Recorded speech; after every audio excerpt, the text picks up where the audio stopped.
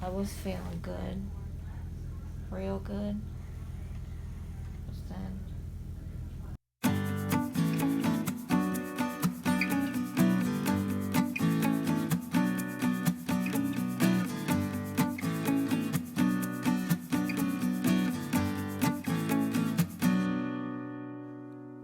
Getting directions to Glassy Mountain.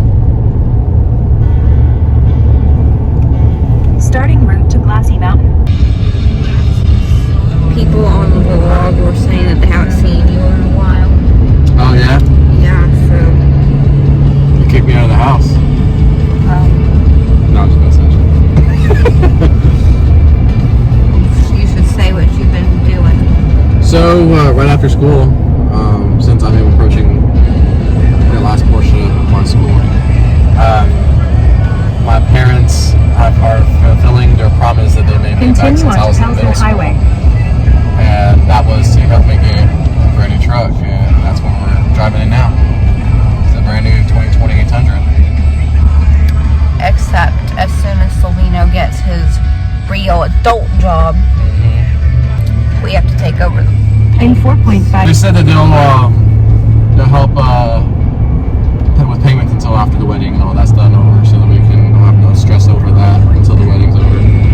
That's what they said, but we'll see whenever that time starts to come and I start working.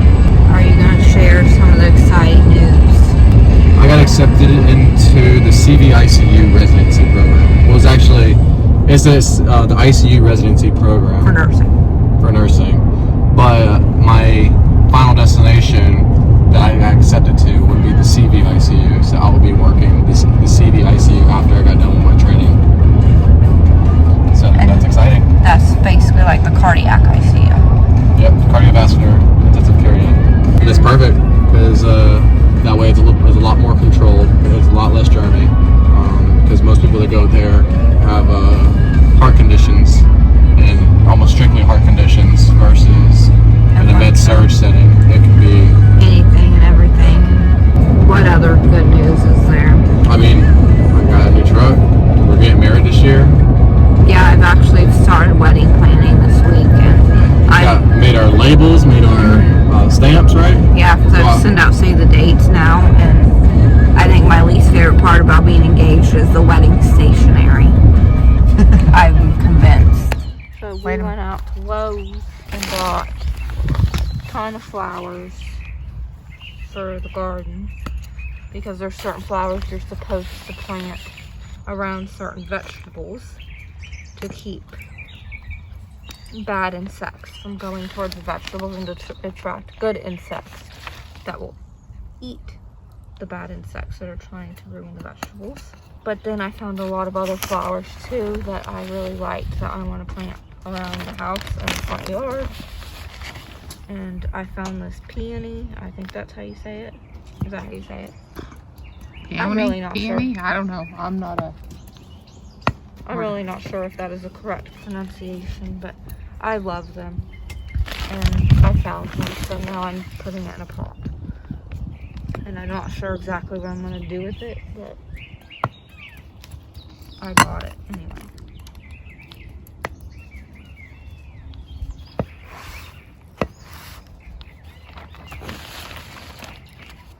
And then I'm wearing a mask for the soil, so I'm not breathing soil into my lungs, because that's probably the last thing I need right now. And my breathing is just starting to get better. So. Those are some of the trees they had to cut down back up there. And then my little bird sanctuary, it's still coming to life. You'll see paint cans and ladders, but you'll see a finished product when it's finished. Yeah, it got ruined in the winter.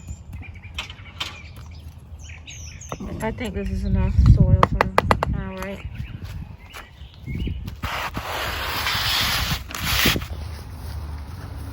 Teddy! These two.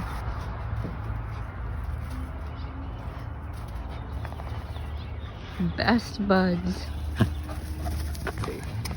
Babe, watch this. What are you doing? I can't even get it open. Teddy, sit. Sit, Tucker. You get 2 treats. Sit. Y'all sit. Teddy, sit. Sit. I'm so proud of you.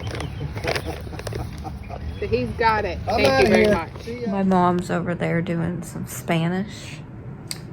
She's learning some Espanol on this app called Duolingo. I'm also doing it, but I haven't done mine yet today. The admission that was supposed to occur yesterday got postponed until today. It was supposed to be for my scopes, and yesterday, because my oncology appointment was so late in the day, they were unable to fit me in.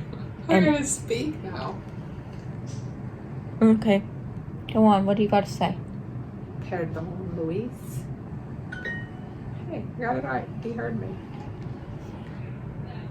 They were unable to get me in at a reasonable hour, and the doctor wants me here as little as possible due to the flu outbreak, as I'm sure everyone is aware. The hospital is taking precautions. Only one person per patient is allowed to accompany them. All of the doors are locked off. You can only enter through one way, aside from the ER. But to get into the main hospital, there's only one door, and through that one door, they're monitoring everybody's coming and goings. And Got a lot of people. Can't get Yes. 2 steps, and there's a desk, and then another desk, and a police officer, and then a nurse checking temperatures.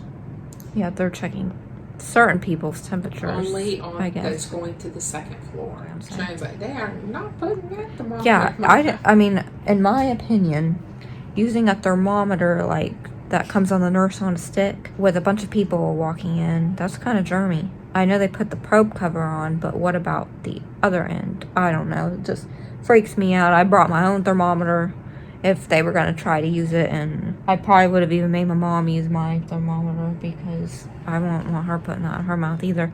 What they should do if they're smart about this, which I guess people don't always use it, You think you should try? the good sense God gave them, are those little paper thermometers that are disposable they use at elementary school. Those would have been perfectly sufficient, and you throw them away and no germs are spread and everyone can go on about their merry way. But But Cheyenne, you ought to be some kind of leadership in a hospital. seriously, I could tell them how to get crap done. I really could. And I would start by central line protocols. I think that they do need better medication monitoring. Like when they gave my friend Toradol instead of Tramadol. Stuff like that shouldn't happen. What That's else? why you always just gotta look yourself. I also think that food carts, where they just leave them sitting out in the middle of the hallway, they need to put them in a special closet, like Cincinnati does, because that is wonderful. At the end of that. Yeah, each floor should have one, and it should be a big closet, and they put all those so old food isn't sitting around everywhere. Like phlebotomists. I'm not sure where I stand on those. In what regard? I mean, they just go from room to room to room to room to room. They have to. That's where the patients are. I don't know, but it's germy. I think that on the oncology floor especially, they shouldn't have they should either have their own specialized phlebotomist that's only restricted to this floor, or the nurses should do it. Also, what else would I change about hospitals? What would you change? Radiology. They're a piece of work. They could use some work. Not necessarily with their competence, but with their timing. You wait 3 days to get an MRI. Turn around this way. It's just easier to go down and turn around. Where it used to be all clear with Dr. Kim's scopes, I just saw like you go into the intestine and it's just like all red and just inflamed throughout. I couldn't really see what my resection site was, so I don't know about that. But I guess you were told. So, yeah. How you feeling? I was feeling good. Real good. But then the drowsiness part hit me. But at first I was just laughing and laughing. The other lady was laughing at me.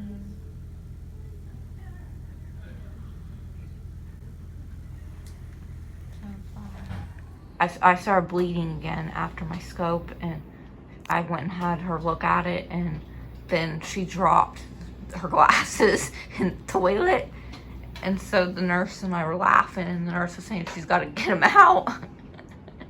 But There they are. We're using gloves and sterile Q-tips to... It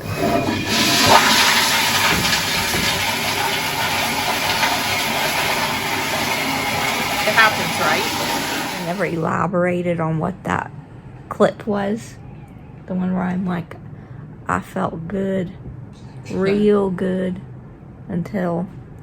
So that was after I woke up from my scopes. I wanted to be put out and be put completely to sleep because I was not aware if they were going to have to cauterize, and they were taking biopsies, and I've done scopes awake before without even twilight anesthesia, but it was just to look at my resection site and not to take biopsies or anything of that nature. The anesthesia part didn't necessarily work out the way I wanted it to. I was given fentanyl and Versed, but we were trying to go light on the fentanyl because when I get too much, it slows down my bowels and I start having obstruction related issues. They went in with the scope. My rectum and colon are very inflamed. My small bowel still has those patchy things that were biopsying that were showing features of vasculitis, but I'm not sure when those results are going to be back. My resection, which was once ulcerated all of the way around, only has one ulcer left, which I'm very pleased about. That is the good news. Leave it to me to get admitted at the worst time possible with the coronavirus going around. There are not that many cases in my state, but it seems to be coming. I was actually tested for the coronavirus, except I didn't know it when I was getting tested. It was when I was in Ohio and admitted for bleeding and PJP. And when they did my bronch scope, that's when they tested, around that time, that's when they tested me because I had the dry cough. But it ended up being the PJP infection and not the coronavirus. But I found that interesting that I was tested. And my grandpa got taken to the hospital early this morning for bleeding problems as well, and he's in a whole different state, but they're not letting him back into the nursing home. North Carolina has 33, we have 28. Because apparently, since he's at the hospital, he will have been exposed and they don't want to bring it back. So I'm aggravated they even took him to the hospital. I've been bleeding all night. It just keeps picking up. My hemoglobin's dropped again. I'm not in this quite as rough shape as I was in Cincinnati, since I don't have a PJP infection that was triggering the macrophage activation crisis.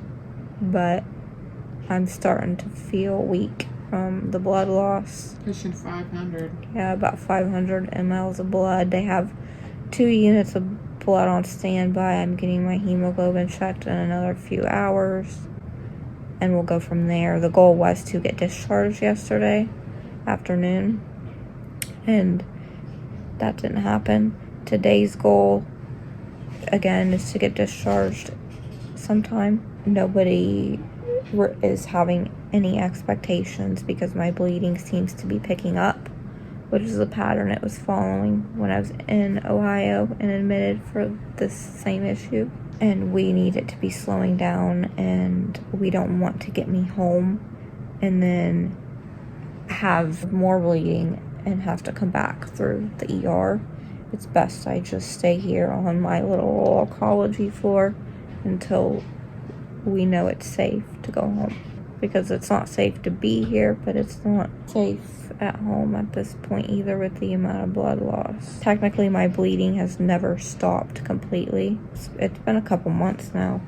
At first it was intermittent, then I had the Ohio incident where it's just pure syrupy blood, and then it went back to the intermittent. We had just gotten it down and my counts were very stable, and doing these repeat biopsies and scopes to check everything out again has kind of aggravated everything, because upon my bowels being touched, they start to bleed. We were hoping that it would be different because I was going in under different circumstances. I didn't have an active PJP infection. I was doing the intermittent bleeding rather than bleeding profusely, and my resection seemed to look good too, so there wasn't blood coming from that. I guess we were wrong, but we were prepared. I'm doing my Espanol. Again. And the bleeding saga continues. Due to the coronavirus, there's a blood shortage and no one's leaving their house to donate. So I'm stuck here again because they can't just top off the tank, so to speak, and send me home, because my rate of bleeding has not really slowed down and my hemoglobin is still steadily dropping, but it's at an 8 and they're trying to wait till it gets into the 7 range before they will transfuse because of a shortage. You get me in the most unflattering times. I was supposed to go home yesterday. Well, I was supposed to go home the same day as the procedure. Then I was supposed to go home yesterday. And now I was supposed to go home this morning. And now I have to stay for my hemoglobin. I don't know. I just want to go home and see Celino and my dog and cat and my bed. In that order. Sabino, dog, cat, bed. Yeah. Oh, great. You gotta show that on there. Okay, that says China COVID-19 study. Blood type O are more resistant. Type A are more susceptible to infection. My blood type is A positive. Cheyenne gets it from every... Wonderful. It's been a few hours now, and the plan has been established. She's still doing that Spanish. Good for her. The plan has been established. I am for sure staying. They can't ethically give me blood, although I came in at an 11 something because of the 6 bags of blood from Cincinnati really kept my levels good. They can't ethically give me blood until I am in the 7 range due to the shortage, and I am currently at an 8, so they're going to recheck again to see where I'm at, and basically if my bleeding doesn't slow down, I will reach the 7 range and they'll be able to give me blood, and if not, then I get to go home tomorrow. Normally we would have just gone home and then go back through the ER if I needed to, but with all the creep and crud going around, that's not a plausible option right now, and everybody agrees that it's just more practical for me to stay, as much as we do want to go home and I'm stable from the other standpoints. But I'm going to end this vlog here. I guess y'all will see if I ever get my blood on the next vlog, because this vlog is almost 20 minutes, and I don't know about you, but I don't like watching videos more than 20 minutes, so